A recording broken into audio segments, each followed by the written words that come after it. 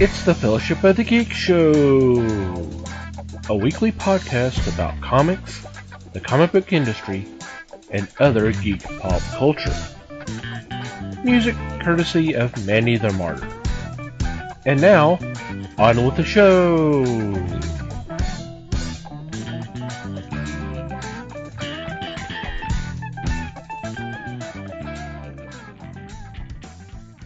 Hey there, everybody. It is the Fellowship of the Geeks podcast. My name's Thomas Chick, and joining me for this episode is Mike Marlin. Hey, gang. Les Webster. Hello, all. And Liz Newman. Hello, everybody. How are you guys doing? Groovy. As well as can be expected. How about you, Les? Going stir crazy. It's a good movie. Yeah. It has its moments. To a degree, yeah. Damn, okay.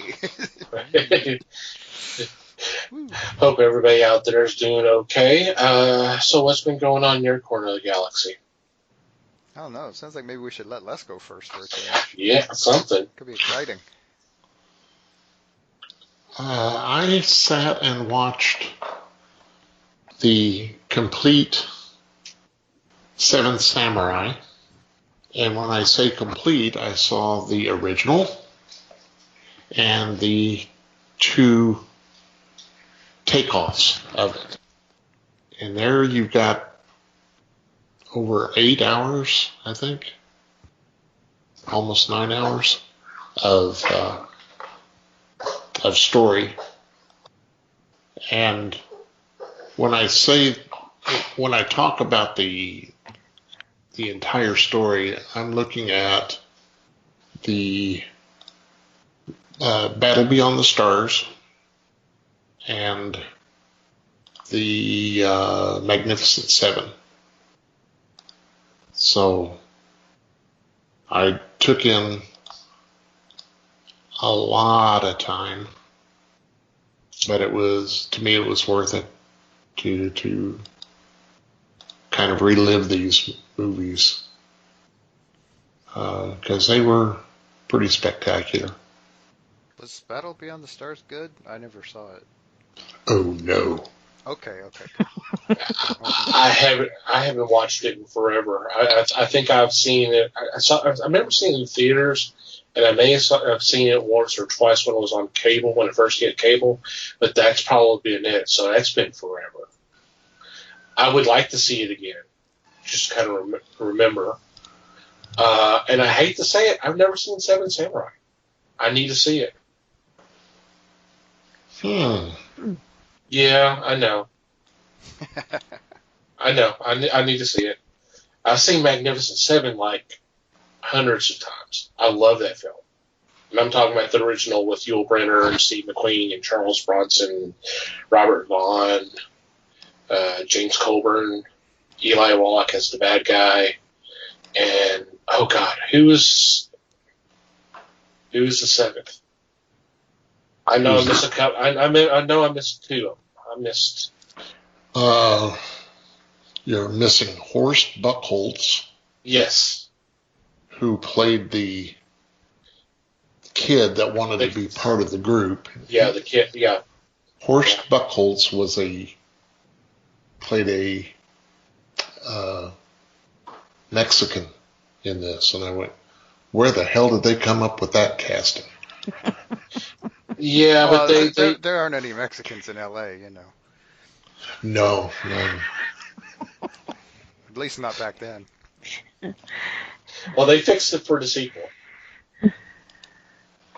They actually got someone Hispanic to play him in the Return of the Seven. So. Oh, good. And who was the other one? Was it? I'm not drawing a name.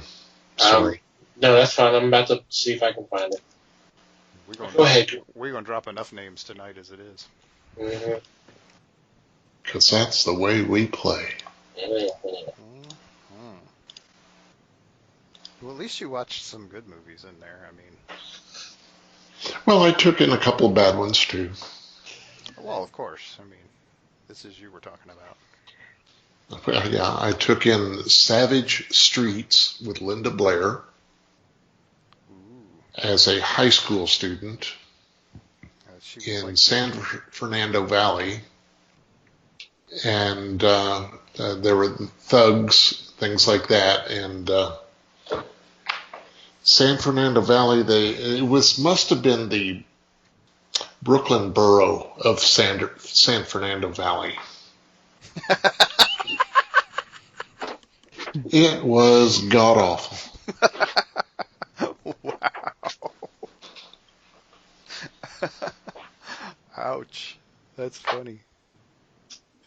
Also saw Truck Stop Girls or Truck Stop Women, Was that which the was a sequel? movie that I watched and I could not figure out why. It seemed like a good idea at the time. Yeah, it had the big star was Claudia Jennings, and then it was a movie that was one of those movies I didn't care who got killed. I was happy to see it. Everybody deserved to die in that one. Oh, did they ever? And they didn't die soon enough. That's kind of my thoughts about the Friday the 13th remake. I was just like, yeah, I just to kill them all at once, please. Just get it over with. Yeah, appreciate the thought, but no. And I do have a name, Brad Dexter. Brad Dexter, who really didn't go on to do much, I don't think. Yeah, I mean, he did a lot, but nothing really. Just, James Coburn, yeah. But and in Battle Beyond the Stars, Robert Vaughn played the similar role that he had in Magnificent Seven. A guy who was a former gunslinger, but he kind of lost the touch. Mhm. So in Battle Beyond the Stars, he kind of played the same role, and that was a lot of people that I didn't care about either. Yeah, Sybil Danning, Robert Vaughn, Richard Thomas was the hero. So, And George Papard, if I remember correctly. yes, George Papard played Cowboy. What a stretch. All righty. Cool. Was there anything else this week, Les? Oh, I'm good there. Okay. Thanks. Sure. All right. Next. So, gosh, what did I do this week? I don't know. The days just run together anymore. True. Other than just playing video games and working, I don't know what I'm doing. I feel like I'm not doing anything, but I feel like I don't have time either. I don't know why. I hesitate to say I'm still getting used to the whole thing, but that's not true. Clearly I was built for this sort of lifestyle anyway, but I am the guy. I am the guy who was social distancing before social distancing was a thing. So, Trendsetter. pretty much blazing the trail. It's different when it's your choice, though. That's what I've noticed with me too. It's like now I want to go somewhere, but I never wanted to go anywhere. So. See, I'm not having that problem. I still don't want to go anywhere. I'm still fine not going anywhere. Doesn't bother me. Yeah. I have to go. We usually take turns doing the grocery shopping. So every other week I have to go to the grocery store. and I'll go pick up something for dinner on Saturday nights. I mean, if nothing else, to start the car once a week. Yeah. I mean, and I'm perfectly content to stay home. Otherwise, it really doesn't bother me. I don't know. That's probably something wrong with me, but whatever. No, I'm right there with you. I don't even make the every other week store trips. I have it delivered and I hose it all down before it comes in the house. And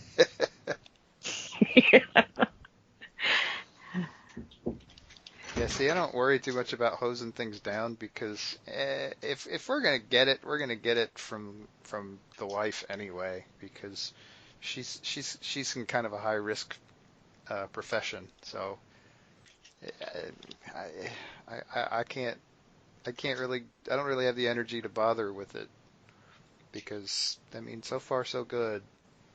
No, I Yeah. mean, whatever superstitious gesture you want to make is fine, but we're either going to get it or we're not, and we're just kind of I mean, mostly staying away from everybody because of that. So it's, hmm I mean, Leslie's found a way to go visit her parents, which involves basically her sitting at one end of the driveway and her parents sitting in the garage and basically shouting at each other from that distance, and so everybody's happy. She can do that once a month. She's happy. She calls her all the time and stuff. But yeah, I mean, I don't usually go because why? And so I just stay home, futz around on Yeah. my computer. Like I said, I play video games and work, and that's about it. Mhm. Pretty boring, really. Yeah. Okay, Liz. Well, I'm kind of there too. I'm stuck at home, and I can't really say I've watched anything other than whatever the grandbabies had on TV. So Puppy Dog Pals or Mickey Mouse. Oh boy, Yeah. tell us all about Puppy Dog Pals. That'd be great. All right. Yeah. That's probably the coolest one she watches, But I did. Jimmy Palmiotti tweeted out a artist. His name was, let's see, I wrote it down, Kim Jong-ji. And oh my God, talk about being blown away. He's an artist, but he was originally invited to come to a Comic-Con. I think it was 2011. Well, instead of putting up prints like, most normal people do, he put up blank walls all the way around him, and he picked up a pen and he just started drawing. This guy can see like cluttered scenes, no sketching, no forethought, no nothing, and just goes right into it. I mean, you really have to watch it because I can't even describe how talented this guy is. So, of course, after watching that one, like I said, left me speechless because, most artists know the complexity behind anatomy and spacing and getting it just right and rough draft. And this guy takes the rules and chunks it out the window, So I got to digging around on his Twitter, and he does have, he has a YouTube page too. And just what he has on Twitter, the videos and stuff, it's like, wow. I mean, they're like gritty and grunge and, wow. I mean, like I said, it's definitely worth just to go look and see it once, just to say you've seen a masterpiece. I mean, I don't understand how he does it. He was he was in the Vietnamese War. He served his 2 years, and he said that's where he got to learn like all of the aircrafts and cars and just all different kinds of things. So some of the images that this guy can put out is just, I hate to keep saying amazing, but golly, it's kind of one of those you're like, what the hell did I just watch? I mean, did he skip something? I mean, I know it's time lapsed, but it's really good. And I think the comment that Jimmy had made was like, I wouldn't have believed this if I didn't see, I watched this guy do this in front of me, So it's, like I said, I'll give you a link to that because, like I said, it's worth it just to see it once, to see, like I said, how this guy's mind just, he sees it on paper and he just goes for it. There's no eraser or pencil. It just goes right for it. But I guess the other exciting thing this week is DC has finally announced that they are coming out. They're going to go ahead and push ahead with Death Metal. I think it hits the stores June 17th. And some of these covers, oh, wow. I mean, Greg Capullo's doing, I guess, all the main covers anyways. But they have David Finch. He's doing a cover. Francisco Matina. His cover is amazing. Stanley Archim Lau. He did a really amazing Wonder Woman cover.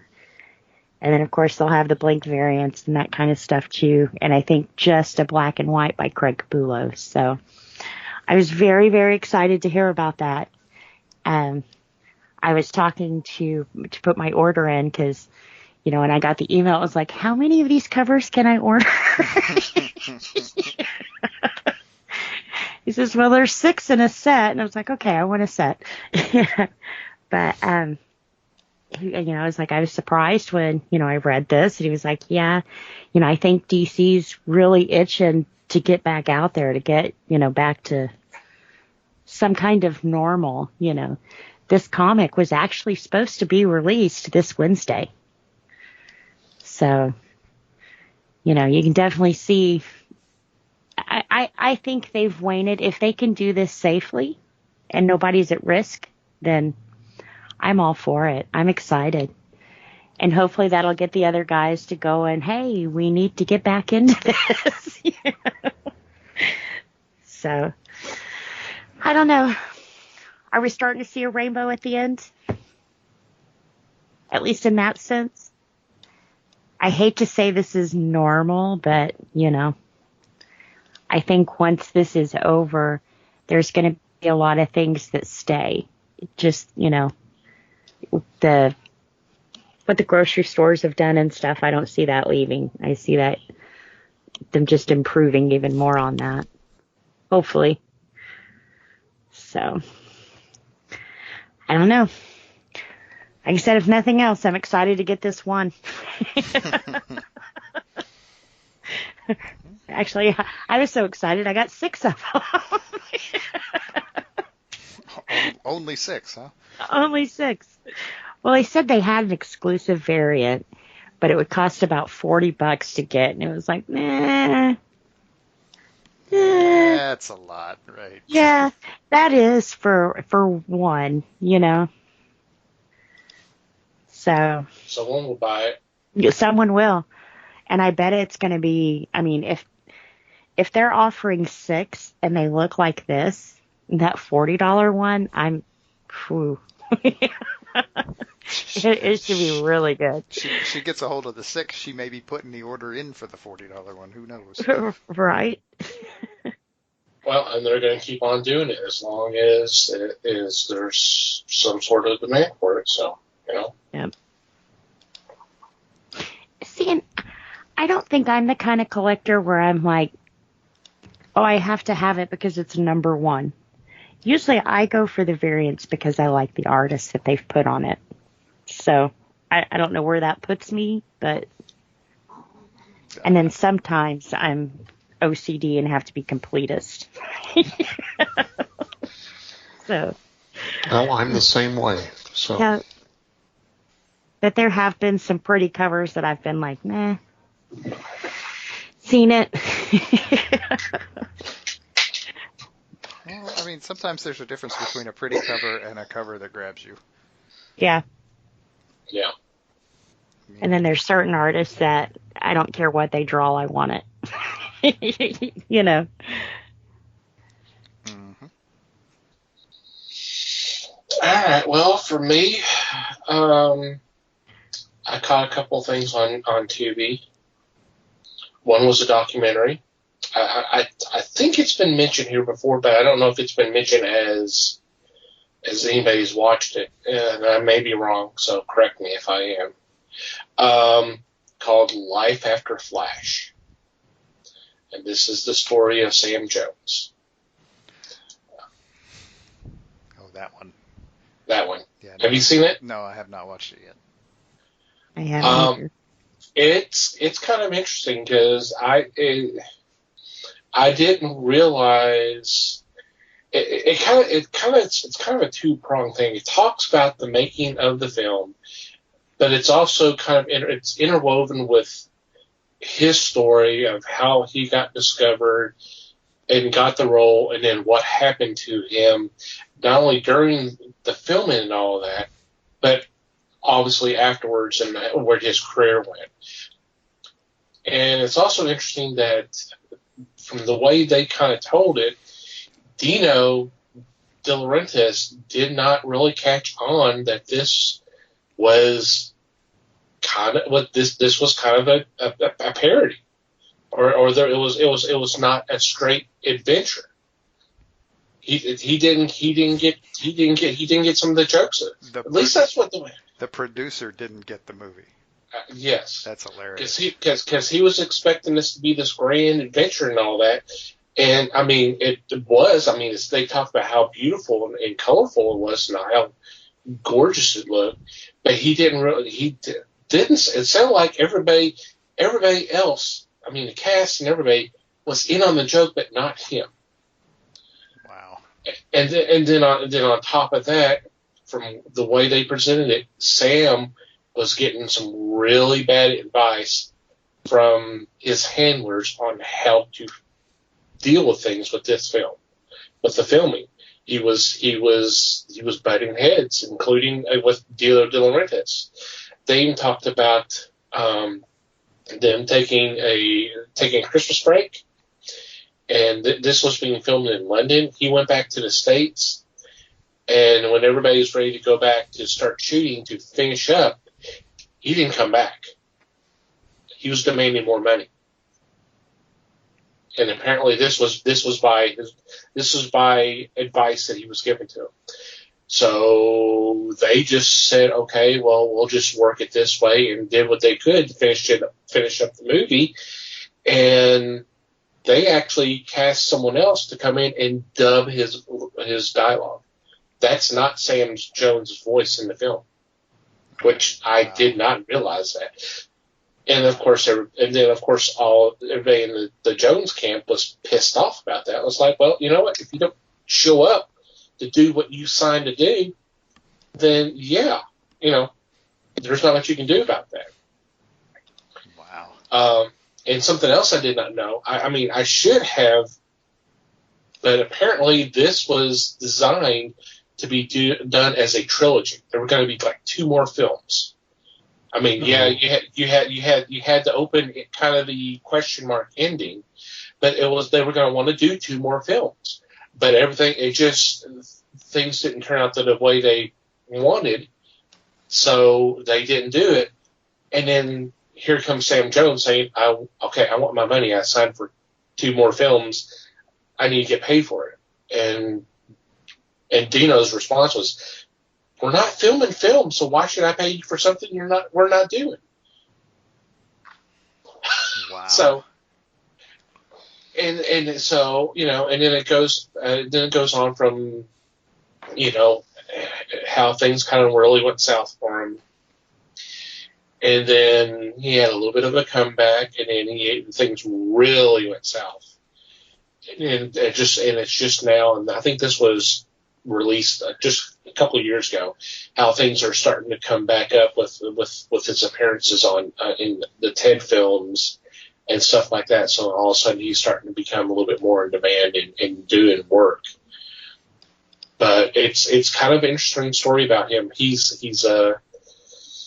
They don't actually come out and say it, but it sounds like he's a religious man, and it's kind of I guess it's helped him kind of have a better focus in dealing with everything that's happened to him, and how things are better for him now. It's a really interesting story. I liked it, and you also have Melody Anderson there as part of this. And Topol was even there, and they actually say, hey, this is what they're doing now, which was a nice follow up for them. And of course, Brian Blessing. Oh God, you got to watch it just for Brian himself. Oh yeah, Brian's a treat. If he's in it, I'm in.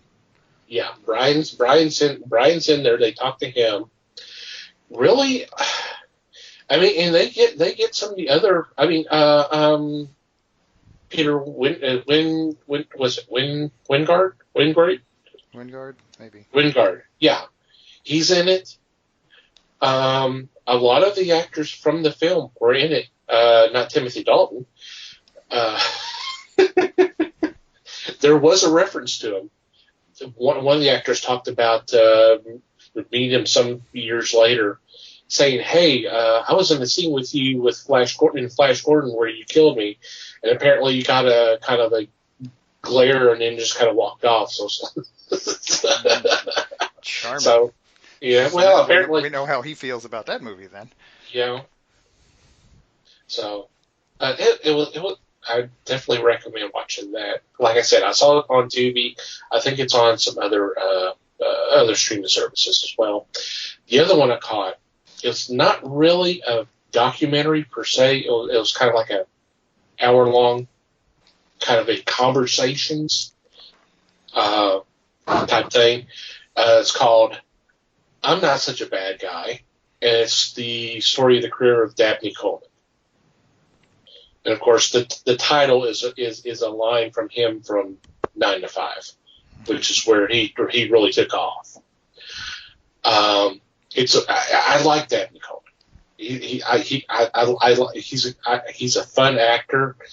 He plays the asshole really well, and he even admits it. He says it's fun to do that. But this was filmed a few years ago. It was actually booked in with him getting the star on the Walk of Fame. So this was a few years ago. And it had not dawned on me that, because he had been in the business for a long time. But you get 9 to 5 and he got a hit, and all of a sudden he has a string of hits. You got Tootsie, you got On Golden Pond, you got War Games. There was just like the several strings, a string of several very successful, popular movies that he was a part of. And then they do talk about Buffalo Bill, his very short-lived sitcom. I've never watched that, but they talk about the fact that it was ahead of its time. That was a little bit more of a sophisticated comedy. If it had been on more in recent years, that it probably would have done better. I mean, I don't know. I can't say for sure. I never did watch it. I would like to just to see, but it's a nice little special on his career, and it's like I said, I like him, so it was kind of a nice watch. That sounds like fun. Yeah, that was interesting. It is. And I didn't realize he was a Texas guy too. Yeah. And of course, I did a little bit more watching Red Dead Redemption roleplay. It was kind of a tough week because I watched one character I had been pretty much watching since I started this. I started watching this die, and this was a permanent kill, or what they call perma. So they killed off the character and not bringing them back. And watch another one who was just there for a short period of time. Watched him get killed off, so that was kind of sad. And some really, really good role play I caught this week. It was, some of it was kind of tough to watch, but it's some really good. It was really good stuff. There's some really good role players that are playing this game. Some good content. Cool. Yeah. If I may, Sure. speaking of Dino De Laurentiis earlier, Uh-huh. I understand why he did not get the jokes or the idea that it was a parody. Yeah. This is the man that told people that he wanted to make a movie about a big monkey, which he did. He did that horrendous version of King Kong. So, The big I'm sure spider all over again. yeah, I'm sure it just went over his head, and he puffed out his chest and said, I am a producer. I am the head guy. Kind of makes you wonder. Mm-hmm. Yeah, I don't know. Seems hard to believe that it could get that far into the process, and I mean, unless he's just not paying attention. I mean, sometimes those big shot producers don't. Sometimes they True. just put their name on stuff and then walk away. Well, there were several mentions of him coming in and wanting to see what's going on, and him literally being told to leave the set. So I guess whenever he was on there was issues. I don't know. So it's kind of weird. yeah. Yep. All right. Before we get into this week's discussion, I kind of want to throw something out there. Not really an announcement, but I guess you could take that way. I was thinking the other day that we are so overdue for an Ask the Fellowship episode. So I'm throwing it out here, and of course, by the time this episode drops, I'm already have stuff on, put stuff out on our social media. We would love to have questions from you. If there's something out there you'd like for us to kind of, a question you want us to answer, I'm sure if you've been a long time listener or picked up our show just recently, this is not the first time we've done this. We've done these a few times before, and it's always a fun episode. I'm ready to do another. So if you have a question you'd like to send to us, hit us up on social media. Our email address is email@thefellowshipofthegeeks.net, or you can go to the website and go to the About Us page, and there's a contact form there. You can throw the question up there. If you like for us to, we'll definitely give you a shout out if we use your question, unless you say no, no, you don't have to do that. That's not necessary, which is fine. We'll honor that. But I'm ready to do another Ask the Fellowship. How about you guys? Yeah, I'm down. Yeah, I think so. Sounds good. So hit us up, guys. Send us your questions. We'll tally them up and see what we might put together. Don't really have a set time right now. We're just going to when we feel we have enough questions and enough where we can have enough that we can might choose 2 or 3 and or 4, depending on the type of questions they are, and we'll just go from there. So send them our way, guys. Okay. It is that time again. We do these once every couple of months, and we're due for another one. It is our casting call. If you're not familiar with it, if this is your first time or you just checked us out real recently, what we do is we take a comic property and we decide I decide, since this is pretty much my creation, I guess, I kind of pick a format whether it's TV or movie, in a certain time period and put together a cast list. And then throw it out to these guys and say, okay, guys, cast them. Of course, I do as well. Some of them have been based off existing live-action shows or movies. Some of them have been just kind of out of the blue, just like what we're going to be doing today, which is we are casting an X-Men film in 1965. So the comic has been around for a couple of years at this point. So this is the original team. And with all of that said, we're going to go ahead and go around and do our casting choices for the characters. Who would like to go first, and who are you going to start off with? I don't mind going first. And for my first pick, we'll just go straight down the list. The first one is, if I can say it, Professor Xavier. I went with the obvious. You guys could probably know who I'm going to pick just by saying that. And I went with Telly Savalas. I mean, you know. I had to. It's just Don't you look at him and say, guy. Xavier? I just randomly picked the most popular bald guy you could find. Well, you know, when you put in Google 1965 bald guy, he is the first guy that comes. Now that's some in-depth right there. Did I give research tips away? That's some quality research there, Liz. You know, hey, in her defense, you got to start somewhere, right? Well, I understand. I know, admittedly, I didn't type bald guy into Google, but No, I kind of went with actors, 60s, that kind of thing. So that's okay. I mean, that's fine. I mean, yeah. I won't say nothing yet, but there is actually a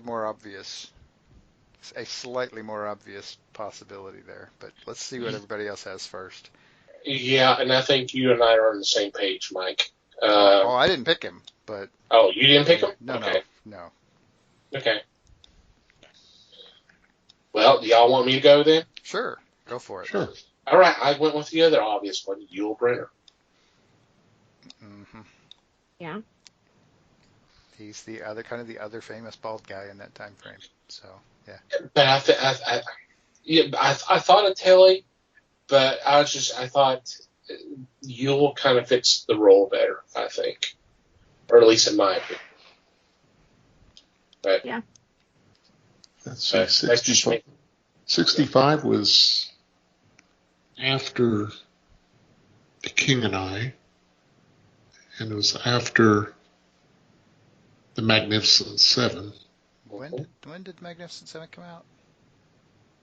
I want to say 60.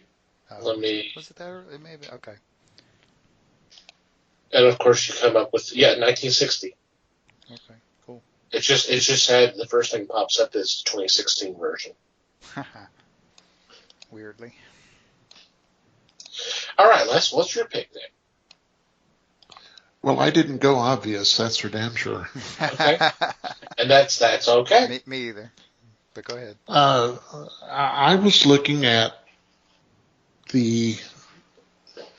and I don't have a problem with your choices. I think Yul Brynner is a good fit. I don't know about Professor X sucking on a sucker all the time.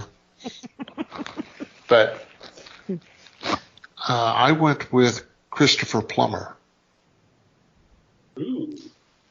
Yeah. Ooh, that's interesting. Yeah, it is. You just have that. You have that air about him. And granted, there is no proof that Professor X is British.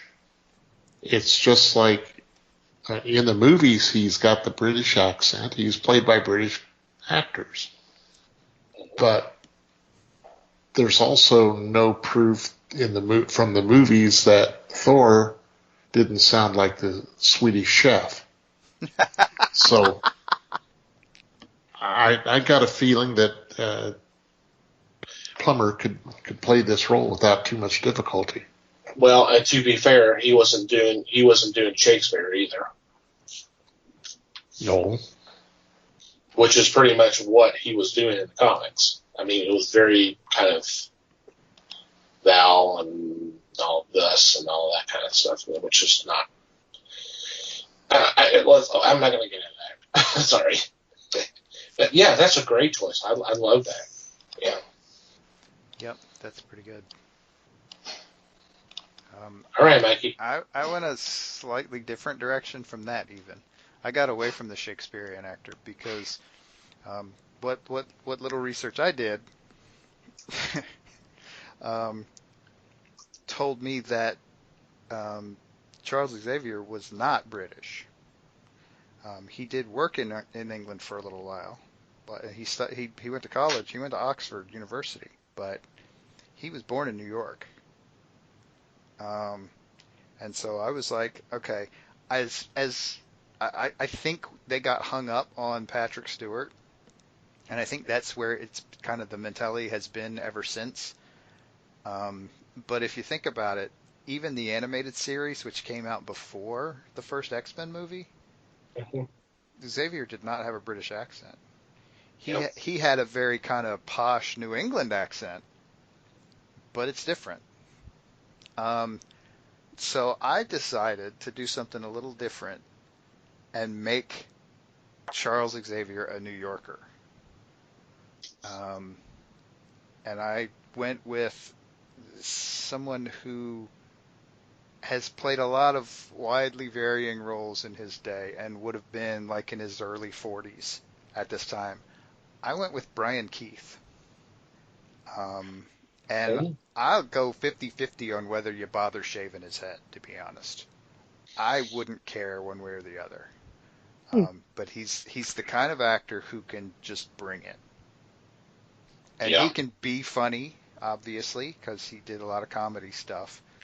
But, I mean, you look at some of his old roles, and he's in military uniforms a lot of the time. So he can do the military kind of gravitas thing if he needs to.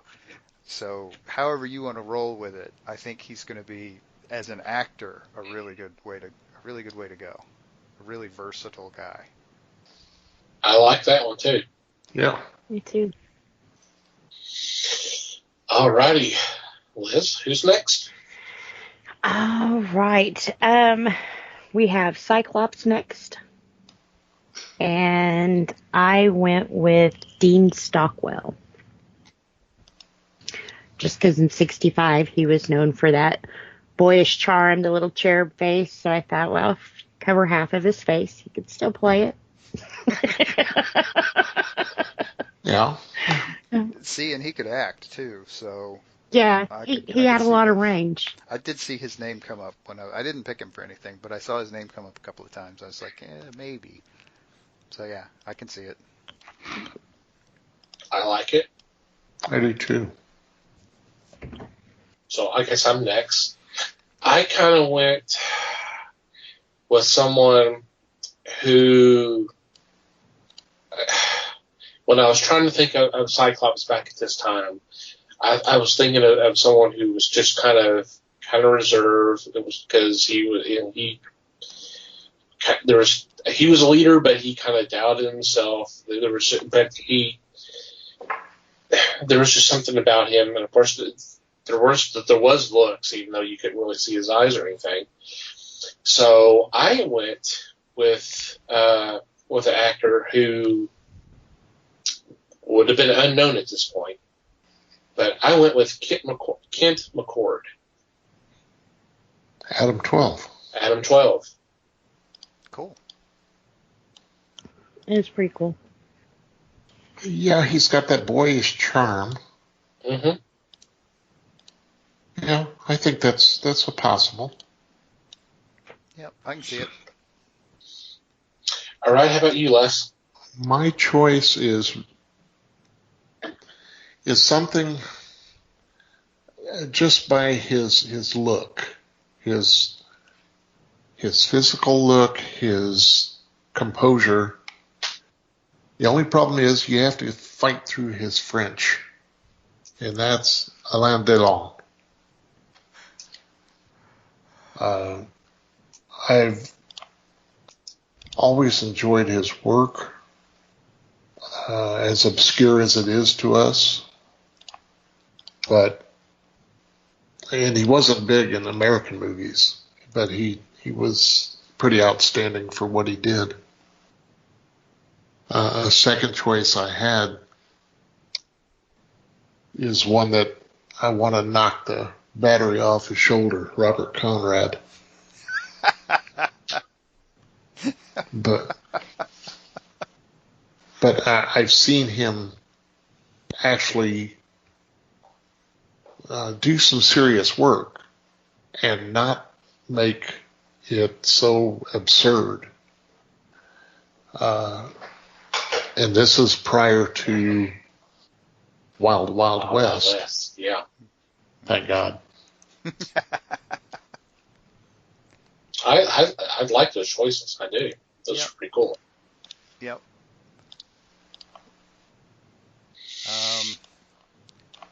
Okay, see, I've been sitting here, call me irrational, but I've been sitting here waiting for somebody to pick my choice for this. Half expecting one of you schmoes to pick my guy for this. Because to me, he's, like, extremely obvious.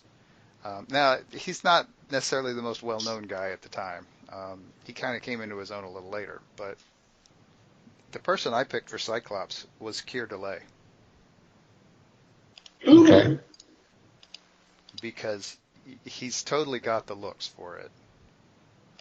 Yes, you're handicapping him a bit by covering his eyes, but he's still got the chiseled chin and I think kind of just that, like Tom was saying, just that right amount of personality to pull it off. He's got the confidence, but also maybe not entirely sure.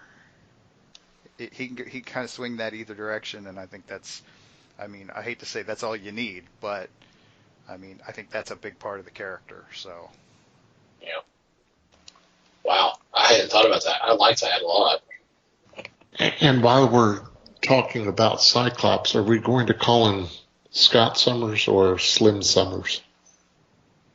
You got to do both. I think that may depend on who you cast. Yeah.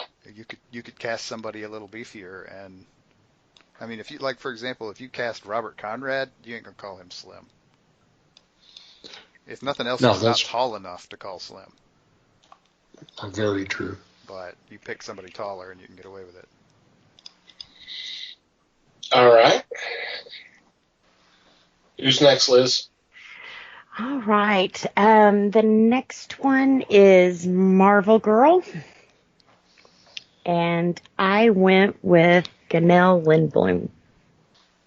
She played with Stockwell in Rapture. Okay. As everybody starts checking. Yeah, I don't know what the hell you're talking about, so I'm looking it up. Not going to lie. Maybe Lindblom?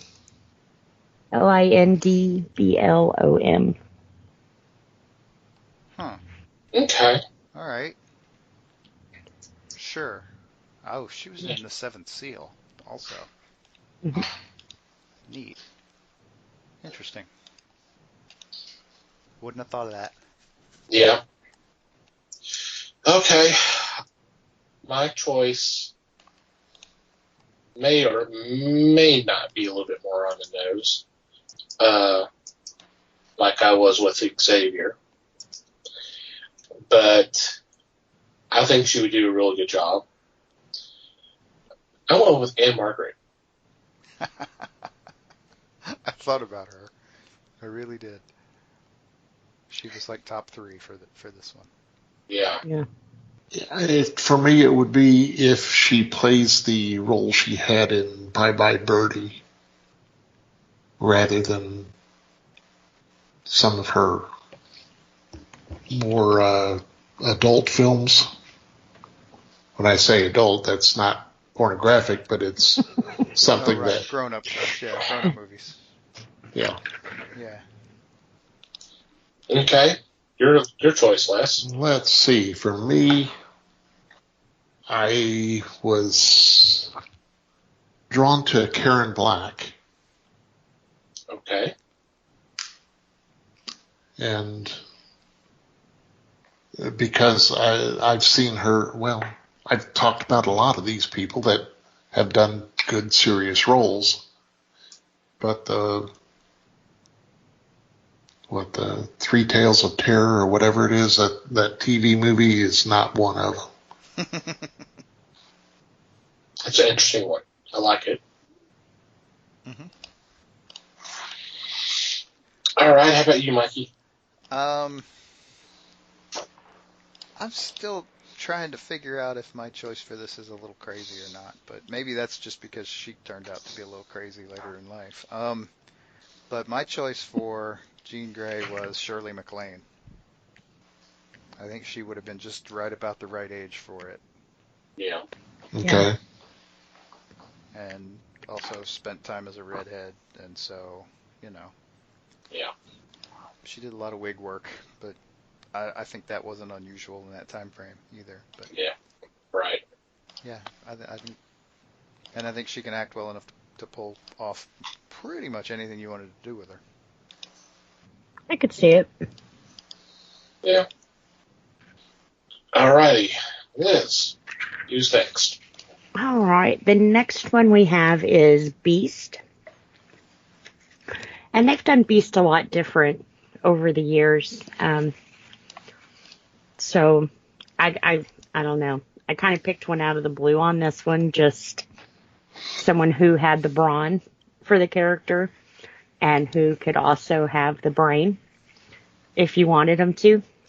But he was mainly known for playing the dumber part during this area. Yeah. And I went with Dan Blocker. Hoss. I like that. Yeah. I like that. Yeah. I wish I had thought of that. High praise for this thing. Yeah. Yeah. Well, I mean, I'll be honest. I couldn't come up with somebody because that was my dilemma. Is you're trying to look for someone who had. He wasn't really a big person, but he had kind of he was a bulky character. Yeah. But he also was incredibly intelligent. So I just, I was going, okay, well, do I want to go this way, a little bit more looking at more of the physicality, or do I want to look at someone who can be able to spout off the lines that sounds like a scientist? And I really, I couldn't come up with somebody. I did. Oh God, I agonized over this, and I just could not come up with anybody. I really could. Okay. I feel bad that I didn't. No. Sometimes they stump us. I kind of wish Kelsey Grammer had been back at that time, because that was such a perfect choice. When they cast him in the X-Men films as McCoy, I'm like, oh God, yeah, because he could sound like Frasier. It's the voice, right? It's the voice, and see this is you're being stymied by this actually brings up an interesting point in my head.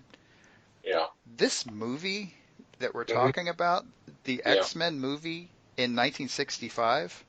Yeah. I honestly think is impossible. Yeah, and I think that is part of the reason, which I had forgotten until just a few minutes ago, why I don't have Angel on this list. Yeah, well, honestly, but the deal, if you think about it, Angel would have been the easiest one to do in this movie, because I mean, you've got two predecessors to this movie. You've got Superman and you've got Batman. Batman doesn't count because Batman's just a guy in a suit. Superman is the one, however, who has all these cool superpowers, which honestly, the only one that's tricky to film is flying. And they figured that out in the 40s, I think. I mean, they certainly didn't have any trouble with it with the 50s show with George Reeves. I mean, they just sort of put him on a platform and superimposed some shit behind him. Sky flying by, that kind of thing. So the flight part is the easy part. The trick with the X-Men is they've all got widely varied powers, some of which are visually tricky to pull off. I mean, Cyclops' eye beams, you're going to shoot that in 1965? I don't know. That's going to be hard. The problem with this movie is it's going to be really boring to watch because you're going to be doing a lot of your superpowered shit off camera. Because you're going to have Iceman's going to come running through the scene. He's going to run across and out of the picture, and then they're going to flash to the guy he just froze in place. I mean, and that's the only way you can do it at that point. I mean, other than doing some weird fire extinguisher crap. I mean, other than literally fogging out the entire scene, there's no other way to do that. Cyclops' eye blast is a similar deal. I mean, you're 12 years before a lightsaber at this point. I mean, there's no way. How are you going to do that? Yeah. It's going to be. And if they did do it, could they have kids later? Well, that's a good. Well, you say that, but we're essentially a year or so away from Star Trek. So couldn't you do kind of the same thing that the Enterprise is with the photons? I mean, or not the phasers. Phasers, yeah. Maybe. I mean, I'm sure there are other ray beam type movies going on before that even, but I don't know. I understand what you're saying, and I agree. But I mean, I'm not saying I'm not invalidating what we're doing here either. I think it's still a fun idea. I just think there's a lot. There would have been a lot of challenges to making a movie like this, and I think the cost would have been scary to any studio. Yeah, really scary, especially for a property that's not. I mean, they didn't make an X-Men movie until 2000. When was that? Right around that time. Yeah. So, I mean, they barely could get away with an animated series before that. So, I don't know that it had ever. I don't know that it had the popularity to pull it off until the early '80s anyway. But no, it didn't. It didn't. But But yeah, I think it's a cool idea. I think it's a better idea than First Class probably was. Honestly, because that was done as a reaction. I thought it was kind of an overreaction, but whatever. Maybe I'm alone in that. No, I don't think so. So, Les, your pick. Let's see. A former football player, fine actor, Tommy Lee Jones. He has the physicality for it. Okay. I did not even think of that. Yep. I like it. I like it. Mm-hmm. Alrighty, Mikey. Okay, so my pick might be a little controversial. We'll see. But yeah, I like you could not get past the idea of the voice. I thought the voice had to be good. The rest of it would follow. I decided that he didn't need to be huge. He just needed to be athletic, basically, and you could sort of work with it from there. Mm-hmm. So I went with Ricardo Montalban. It's maybe a slightly different type of voice, but you've still got the voice. And he could pull this off easy. That's an intriguing pick. I like that. It would be a slightly different beast. Oh, well, yeah. That's fine. It would still be Beast. Yeah. Yeah. That's kind of a cool choice. That it definitely is. I kind of like that. I like that thinking. I do. Alrighty, Liz. All right. For the next one, we have Iceman. And I went with a guy that people probably know him better for the work he did right before he died. And I went with Scott Wilson. I mean, Iceman, they're going to cover him up anyway, so it didn't really... He was kind of my freebie. That depends on how you do it, really. Yeah. Oh, yeah, But this he guy. was Herschel on The Walking Dead. Yeah. See, he popped up when I was looking for stuff, too, and I thought about him. Mm-hmm. I didn't think about him for this, but I thought about him. He was definitely on lists that I was looking at. He's another one that's pretty broad ranged in parts that he's played and stuff too. Mm-hmm. Yeah, he's really good. Okay, yeah, I definitely see that. What other films has he done? Oh goodness. He was in The Exorcist, Twilight Zone. Oh God. In 1967, he was in both In the Heat of the Night and In Cold Blood. So he was around. Yep. He was in The Right Stuff. If you look on IMDb, it looked like he started working in 67 and didn't quit. Almost every year he was in something. He was in The Great Gatsby, the 74 version. Oh, okay. G.I. Jane. Geronimo, an American Legend. That was supposed to be funny, people. Come on. He was... This is a terrible.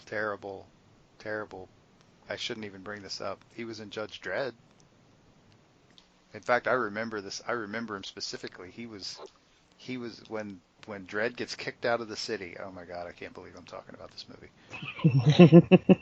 He gets found by a group of cannibals, and he was Pa. He was the father. There was a father and two sons. Right. He was the dad. And one of them had a dial on his forehead, if I remember. Yeah. Okay. And kind of fitting, he was in the Twilight Zone in a segment called Quarantine. Oh, jeez. Yikes. Yeah, God, he's all over the place. Mm-hmm. Yep. Definitely left a footprint. Yep. Okay, so I guess I am next.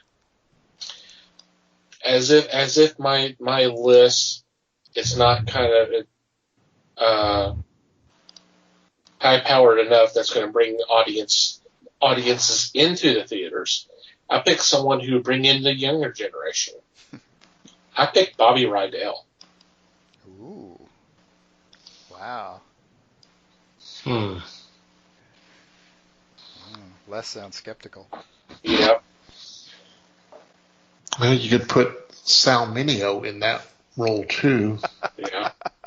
Well, I'm You could. He's a proven actor himself. Mm-hmm. Okay. Once again, a little bit more for the looks than acting ability, because I haven't really seen his acting ability, but I could see him kind of. How old was Ricky Nelson in this? Right around here. Is he old enough for this? Probably. Yeah, he'd be a teenager because he was a teenager in the 50s. He was a teenager until like 1975, but yeah. How he managed to be a teenager for 20 years, I have no idea, but whatever. Yeah. He hung with Dick Clark a lot.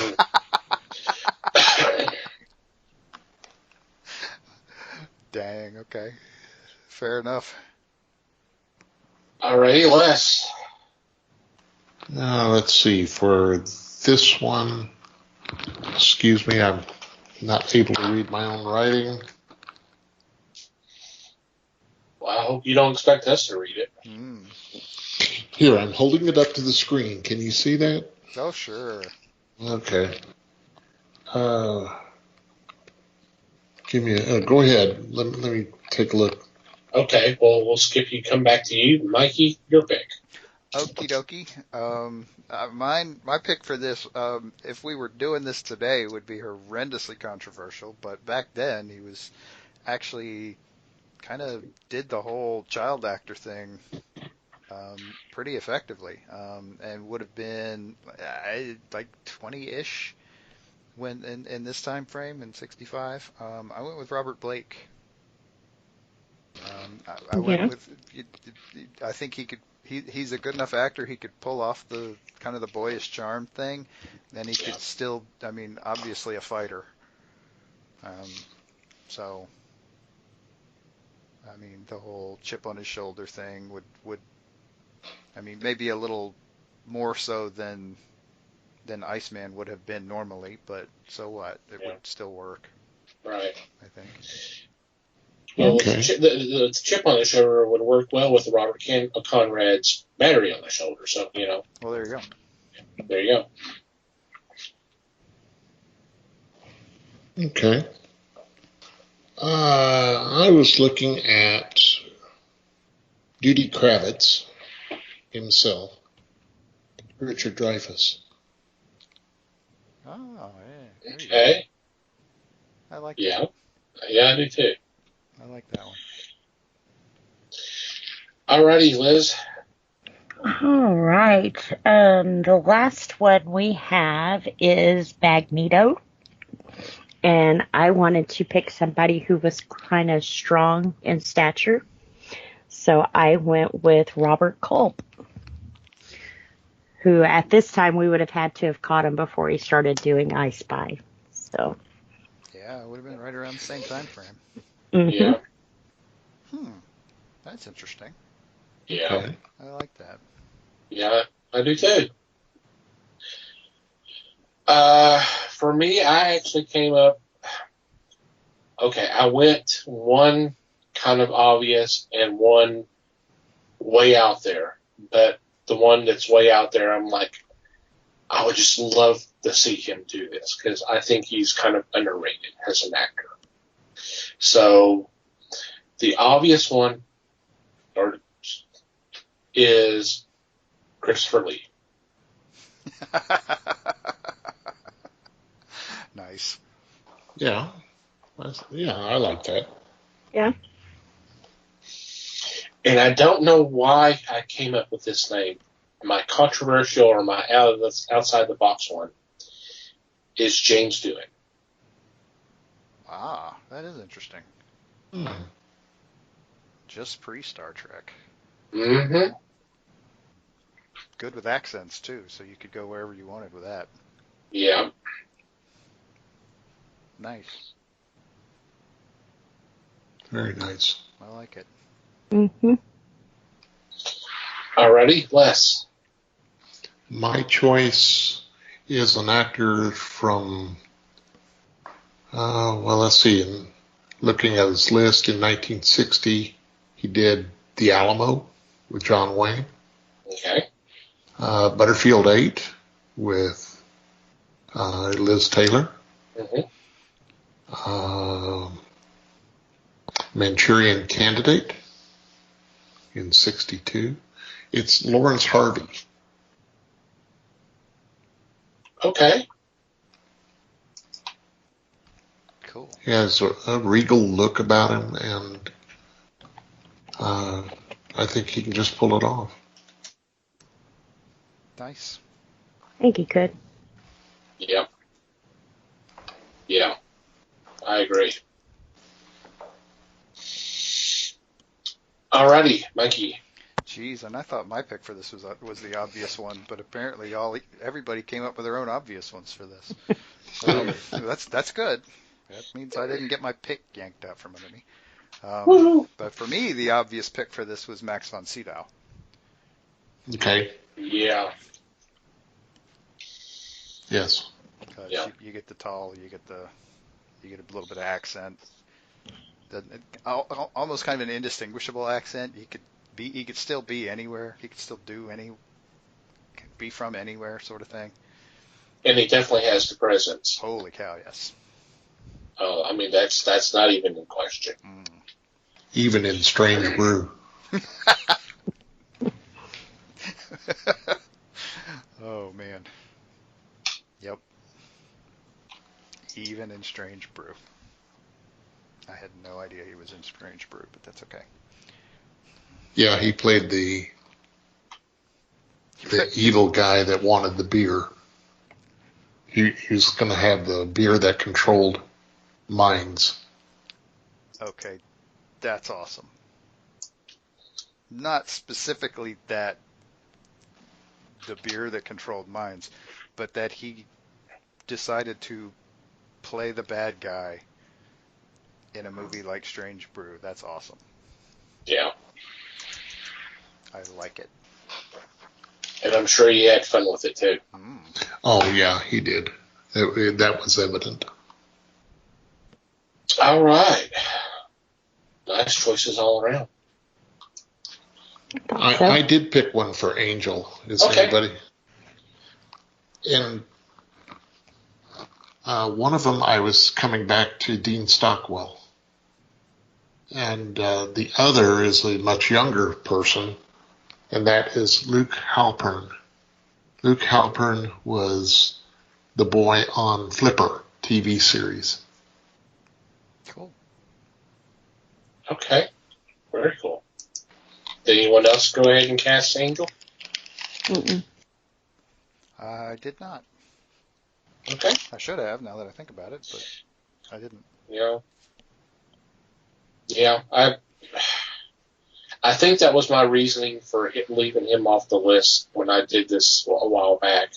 I should have gone back and added him, and so I know the whole thing with the special effects is why I didn't put in some of the other villains. There's going to be some issues there, unless you want to do the Sentinels, which would have been just big robots. So yeah, Right, that's just, I mean, yeah, that's just a robotic sounding voice. I don't know how deep you need to go with that. right. Yeah, the trick with Angel would be the wings. I mean, honestly, it's not even the flight so much as just the wings. How do you do that? Yeah, and once again, I think that was my thinking of not having him on the list. But you had Barbarella a couple years later, something like that, with the one character, but still, Yeah, but even that was still. I mean, they were just sort of there. Yeah, it's not like they moved around a whole lot. I mean, honestly, right. You get as far up as Flash Gordon we were mentioning before. Yeah. The wings in that were pretty sad looking. Oh, and in that Life After Flash, they spend some time talking about them having the wings and all of that. That's kind of an interesting part, especially when Brian starts talking about it. So. Oh, I'm sure. He rocked them wings. Mm-hmm.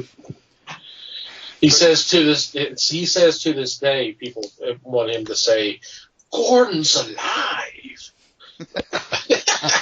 Jeez. Oh man, I gotta watch that. I need a Brian Blessed fix. Oh God! Well, that'll help. He's not in it. He's not in it enough, but he's Go ahead, Les. I was just going to say, wasn't he in the Lord of the Rings trilogy too?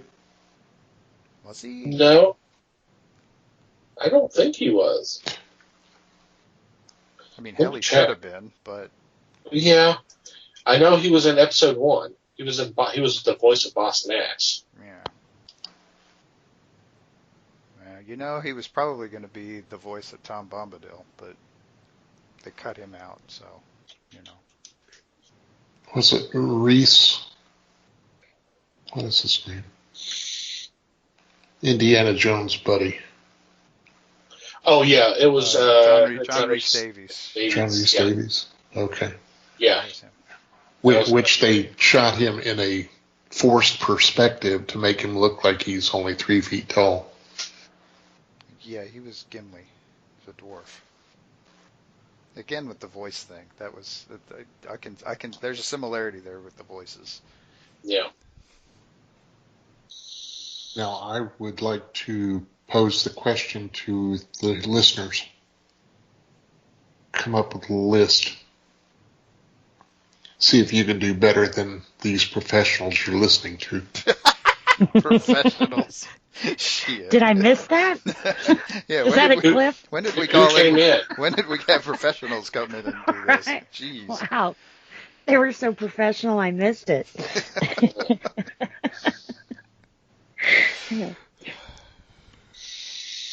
Yeah, I agree. I agree with being interested in hearing the audience's casting choices for this film. Yep. Absolutely. Because you have to remember the time frame, Yeah. the actors that were around. You've got to remember that the special effects were not even as good as Flash Gordon. So Yep. They weren't even as good as the '66 Batman series. Are you kidding? they were closer to Plan 9 from Outer Space. Wow. Damn, I hope they have a higher budget than that. Gee. Alrighty. And on that note, we're going to take a quick break. And we'll be right back.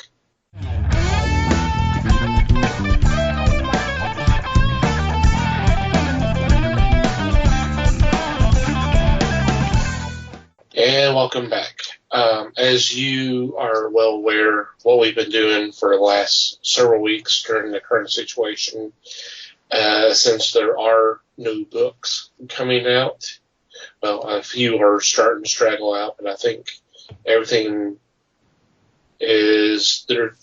I think things are supposed to kind of pick up next month in June, but until then, until we're sure about that, we're going to keep doing books or titles that you may have missed that we'd like to point out to you. That I highly recommend that you pick them up, but most importantly, support your local comic stores. In some states, you're able to actually go to the store. I mean, of course, they're keeping a limited number of people allowed in the stores, but they're still offering curbside pickup, shipping, and in some cases, they're offering doing deliveries, depending on how far away you're from them. We highly advise you to contact your stores and discuss this with them, and just through this time, try to help them out.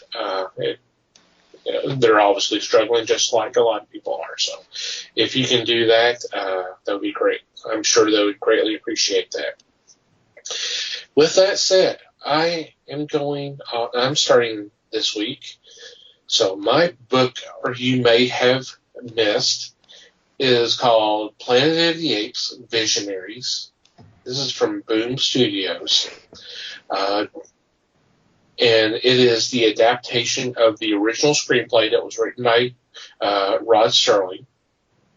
And if you're not aware of this, well, if you're listening to this, you're probably aware of this. But Rod Serling wrote the original screenplay for Planet of the Apes, based off the Pierre Buell novel, but it was not used. Although there are some elements that are still in the final film, but Dana Gould and Chad Lewis adapted the screenplay into a graphic novel, and it's really interesting to read this, because just like in the original novel, the planet was civilized. You had apes in full three-piece suits or dresses in modern cities and driving and all that. And it was just it's kind of different from, well, it's way different from what we eventually got in the Charlton Heston version. Even some of the characters are different. I mean, Charlton Heston played a character named Taylor, but in the original screenplay, it was Thomas, and it was a kind of a different character. And reading up a little bit about this, they were kind of looking at Paul Newman possibly playing the character in this version, which would have been interesting to see him in a kind of movie like that. That would have been very different. So I highly recommend it. It's a really, really good read. If you're a fan of the films, definitely pick it up. If you're a fan of Rod Serling, pick it up. If you're a fan of both, pick it up. Just definitely get it. Interesting. Good choice. Very interesting. Okay, Les, you're next. My choice is from DC. It is Batman Hush. This was a individual series that ran 12 issues, from starting in October of 2002. It's hard to imagine that it's almost 20 years old now. Yeah. But this is a very tight written series, and the artwork is phenomenal. You've got Jeff Loeb as the writer. Jim Lee did the pencils, and the inker, Scott Williams, did an outstanding job. This is something to value. It is truly magnificent, and they've got it in 3 different forms. Or 4 different forms. So if you get the chance, please step in and read this one, because if you're a Batman fan and haven't read this, I am surprised. Yeah. But if you're a Batman fan, reread it. But get a copy. Yeah, Jim Lee and Scott Williams are incredible together. They really are. Yeah. I remember getting the individual issues when this story arc was going on, and I remember being blown away with it, because I was trying to figure out what the hell was going on. It's a great story, and it still holds up. I haven't read it in a few years, but it's still highly regarded. Yeah. I would almost say it's a Batman essential. I agree. Yeah. Aren't they talking about making a movie on that one? Yes, there is. Oh, don't even get me started talking about Batman movies. Well, have you seen the latest on this? No. Andy Serkis has been quoted saying this is a even darker Batman film that they're doing. I'm like, God damn it. Okay, whatever. We'll see. They seem to think that everybody wants a dark Batman. Well, it was so funny because I saw this on Twitter, and I'm sorry I'm interrupting our picks here, but I got this kind of got on me. Someone posted this snippet. It was saying what they're going to do is they're going to have Batman actually kill his parents, just as a joke. As a joke, Les. It's a joke. But the thing is, it was said as a joke, and then Gary Conway retweeted it and says, "Well, wasn't that going to be Snyder's version?" That was the first thing I thought was a Snyder cutter. It didn't happen. I was like, "Oh yeah."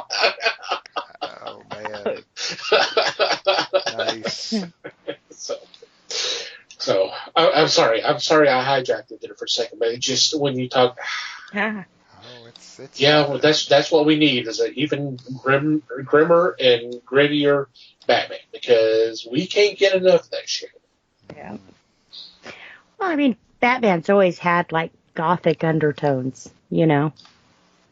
But total, full out dark, I wouldn't say, you know. Well, I mean, he just needs to start carrying around Tommy guns and just kill everybody. I mean, let's just drop the pretenses. I mean, come We've on. already got Punisher movies. I mean, come on. Yeah. We don't need that. We need. Let's make him get bit by a radioactive bat. I don't think we need to be doing the bat thing either. It's a little too soon still. True. I didn't even think about that.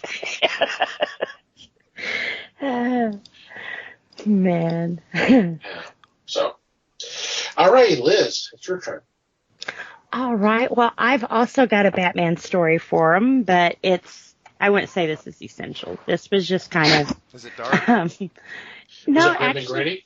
it's very light, kind of. It is Batman and Harley Quinn, and they did a special showing for this. They animated it, and they went back to the original roots of animation to do it. It was supposed to be totally awesome.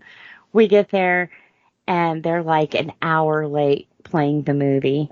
Ooh. Yeah. And then they didn't even shut the lights off all the way and everything else. But the book is so much better. This does follow Batman and Harley Quinn. I would actually say this is more of a Harley story. This kind of picks up right after she leaves Joker. And she's kind of out to set out that she's just not Joker's side bitch, you know, and she's not Poison Ivy side piece either. You know, she's her own person. So she snitches on Joker before they can take her to jail. Poison Ivy gets her. Like I said, that's kind of Harley's kind of the person where I don't think she minds doing bad, but when it goes too far, she knows where the line is on how far to go. And when Poison Ivy's plan kind of goes past that point, she goes over to the other side. So it's kind of cute because the way they set it up, the first half of the book, it's all in chapters. It's the Harley Quinn and Batman. And then for the second half where she's helping Batman, it's the Batman and Harley Quinn. So yeah. I just thought that was kind of cute. But the first part of the story does tell more of her story of, you know, her wanting to be independent. A lot of great characters in here. Swamp Thing was in here. Of course, you know, Poison Ivy, Harley Quinn, Nightwing, Batman, and I think Catwoman even makes an appearance in this one. So it's a pretty good read. Like I said, for the most part, the book does go along with, if you've seen the animated, you probably know, I would say about 3/4 of the story that's in here. And there's some little side stories and that kind of thing that they kind of completed after the movie. So it's really good. Collects Batman and Harley Quinn 1 through 7, and Harley Quinn. Well, never mind. I already said that. So he said pretty good, light hit. If you like Harley, you'll definitely like this one. She stands on her own 2 feet, and I think she did kind of prove that she didn't have to be a sidekick. You know, she's her own person. And this is about the time when they started transferring from the old Harley Quinn that I loved and enjoyed to the blonde, pink, and blue Harley Quinn that's okay. So, but it is good. And if you were a fan of the animated series on TV, this is wrote by the same guy. So it definitely has the same feel. They use the same style of drawing and everything. So it's one that if you're not into the comics, but you were into the animated show, you would definitely appreciate this one. Nice. All right. Okay, Mike. Okie dokie. So My pick is maybe a little more general, because there are actually several kind of versions, not versions, but volumes going on here. And my general pick for this is the Dungeons and Dragons comics that have been coming out since about 2014. Partly because they're D&D comics, and they're doing some really cool stuff with them, but also partly because of Jim Zub, who, if you're not familiar, he's the guy who's been writing D&D comics for the last 5-6 years. The thing, though, is before that, and the reason he got that job was essentially his book called Skull Kickers, which is also another one that I may pick at some point while we're doing this. But I'm going to stick to the D&D books for right now because they're a little more current. You might have trouble tracking down Skull Kickers at your local shop, but there should be. They're working on the 5th arc, I believe, right now of these, specifically the Zub ones. There have actually been a couple of others along the way with different writers, which are also really cool. But there's kind of a main, and this is going to be, if you're familiar at all with D&D, you're not going to have a single lead character. You're going to have a kind of a small group of 4 or 5 because that's the way D&D parties work. So the group they've got now is actually kind of, it's really entertaining. They play well off of each other. They work well together, and they're pretty darn good at problem solving. So if those are aspects of a reading experience that you think might be cool, then check these out. If you're into sword and sorcery type fantasy, again, this is something to check out. And one of the things to keep in mind with Jim Zub is that if you're looking for something with some humor to it, again, check these out because he does that really well. And if you were to go all the way back to Skull Kickers, you'd see that for sure because that series was hilarious. But these are really good sword and sorcery comics, and they're IDW is the company that publishes these, and they've been doing it since like 2010. So I mean, even when Zub started, they had already been putting out books for 3 or 4 years at that point under the main title. And I mean, honestly, there were D&D comics before that through various other publishers, including at one point DC. Yep. Back in the early days, but there's actually a really interesting story about how that fell apart. But anyway, I'm not going into that. I can tweet at me and I can point you in a direction to go to find that story. But that's a different thing. But yeah, so Dungeons and Dragons comics in general, whatever your store's got, pick them up. That's cool. There you go. Alrighty. Good picks all around. Okay. Any special shout-outs this week? Not me. Nothing here. No. Just a reminder to hit up your local comic book store. Like I said, this week they said death metal. Who knows? Maybe we'll start seeing stuff trickle out. So... Yeah, from what I've been hearing, it sounds like things are going to kind of start picking up here toward the end of the month and the 1st of June. So, yeah. In addition to supporting local comic shops, please support the creators. A lot of them have Patreon pages.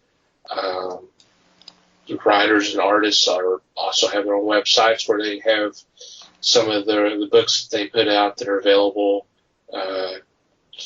Good. By all means, please support them as well. Yeah. So. Yeah. Okay. we'll go ahead into our regular shout-outs. First off, we want to thank Pop Goes to Culture Podcast Network for allowing us to be a part of a great group of shows. Definitely check them out. There will be a link in our show notes. And, of course, we would recommend you checking out the fine podcasts that make up Podern Family on Twitter, who've been so kind to support us by retweeting our show links. The best way to check out some of their stuff is to go to Twitter and do a search, hashtag Podern Family, one word, and just scroll through, and whatever catches your attention, please click on that link, download that episode. Thank you guys for your support as always. Also want to thank Mandy the Murder for supplying the music to our podcast. There will be a link in the show notes as well, that you can check out some of their fine music. Thank you guys as always. And finally, you, dear listener, thank you for downloading and listening to today's episode. We appreciate your support as always, and we'd love to hear from you. Any kind of feedback, questions, comments, suggestions, complaints, observations, what have you. And once again, we are looking for questions for a Ask the Fellowship episode coming hopefully in the not too distant future. So if you have a question you want us to answer on the show, please send them our way, and we can use them, but we'll also give you a shout out. There's several ways you can contact us. Once again, the email address is email@thefellowshipofthegeeks.net. You can also go to the website and click on the About Us page, and there's a contact form that you can fill out there. You can contact us through social media, and by all means, follow us. On Facebook, we are The Fellowship of the Geeks. On Twitter, we are @Fellowship Geeks. And if you like to follow us, our personal Twitter accounts, or you can send us our questions that way as well, if you like. Mike can be found @MikeyGeek.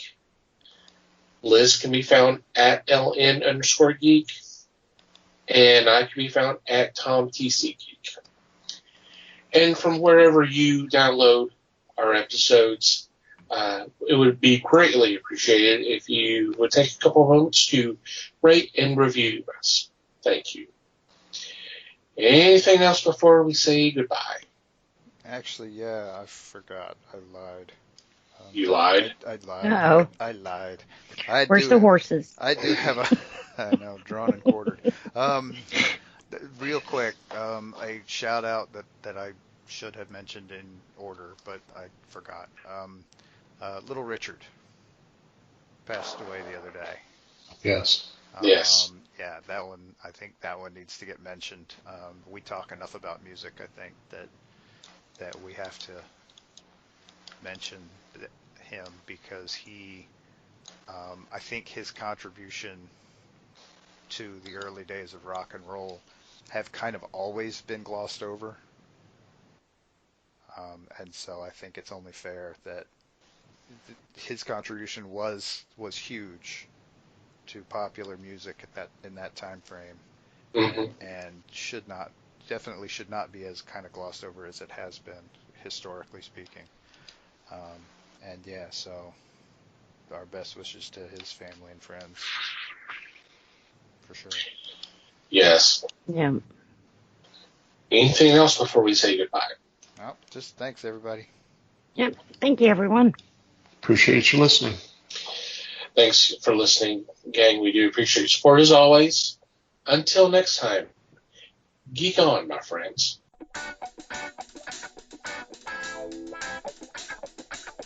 We thank you for listening to the show.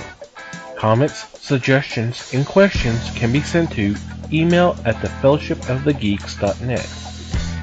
You can follow us on Facebook @The Fellowship of the Geeks and on Twitter @Fellowship Geeks. Until next time,